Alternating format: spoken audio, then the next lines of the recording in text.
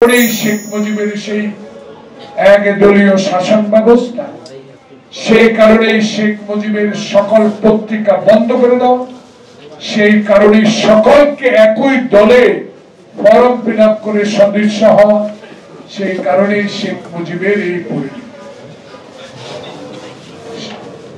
তার বাবার আদর্শকে ধরে রাখার জন্য 16টি বছরের মহিলা বাংলাদেশে আধিপত্য বিস্তার করে আমাদের গণতন্ত্রকে হত্যা করেছে, গণতান্ত্রিক শক্তির লোকগুলোকে অত্যাচার অবিচার করে জীবনের শেষ পর্যায়ে শেষ করে দিতে চেয়েছে। শেষ পর্যন্ত বাংলাদেশ জাতীয়তাবাদী দলের চেয়ারপারসন বেগম জিয়া, যিনি আদর্শ নিয়ে বাংলাদেশের রাজনীতি করে অবশ্যই নেতৃত্ব লাভ করেছেন, সেই নেত্রীকে, যার বিদেশে এক কাঠা জমি নেই, যার কোনো ব্যাংকের টাকা নেই, যিনি বাংলাদেশের মানুষের অধিকারের জন্য এরশাদের বিরুদ্ধে লড়াই করে বাংলাদেশের সেই 90 আন্দোলনকে সফল করে 1991 সালে একটি নিরপেক্ষ ভোটের মাধ্যমে বাংলাদেশের প্রথম মহিলা প্রধানমন্ত্রী হয়েছিলেন, যেদিন 1991 সালে শেখ হাসিনা চিৎকার দিয়ে বলেছেন, একটির জন্য লোক তোমাকে বিএনপি কে ক্ষমতায় সুখে চালাতে দেব। এই কথাটা বলা, এই চেষ্টা করেছে,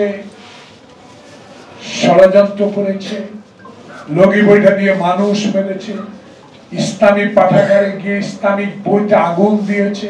জুতা পরে মসজিদে ঢুকেছে, ইতিহাস সৃষ্টি করে সেদিন ওই যে একই কথা বলেছে, সুখে সরকার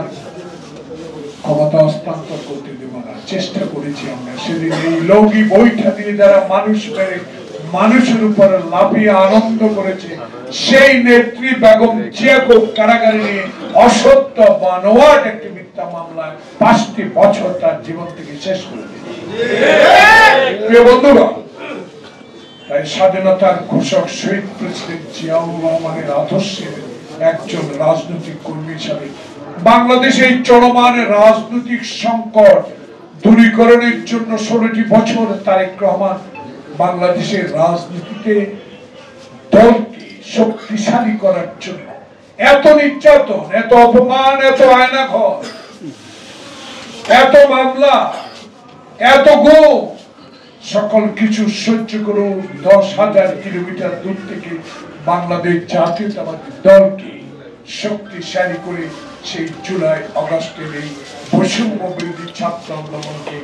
সর্বাত্মক সহযোগিতা করে যে সফলতা এনেছে, 18 কোটি মানুষের সফলের সরকার, এই ইউনূস সরকারকে আবার এই নির্বাচনকে বিভ্রান্তি সৃষ্টি করার জন্য আবার নানা পদ্ধতি, নানা কায়দা, নানা মায়ের, নানা মুখ সৃষ্টি, নানা পিপিআর এইসব সৃষ্টি করে নির্বাচন বানচাল করার একটা প্রক্রিয়া শুরু করছে। তাই আমরা বাংলাদেশ জাতীয়তাবাদী দলের সকল পর্যায়ের নেতাকে আহ্বান জানাবো, ষড়যন্ত্র এখনো শেষ হয়, এখনো দিল্লিতে বসে আছে,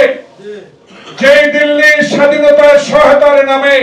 হাজার হাজার কোটি টাকার সম্পদ বাংলাদেশ থেকে লুট করে নিয়েছে। সেদিন প্রতিবাদ করার কারণে আমাদের নেতা জলিলকে পর্যন্ত জেলে যেতে হয়েছে। নির্বাচন,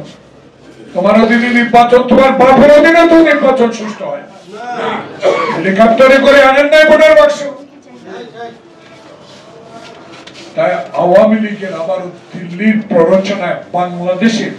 কিছু লোক যদি আবার আওয়ামী লীগের সাথে আঘাত করে এই প্রফেসর ইউনূস সরকারের একটি নির্বাচনকে বানচাল করার চেষ্টা করেন, জনগণ প্রতিহত করবে।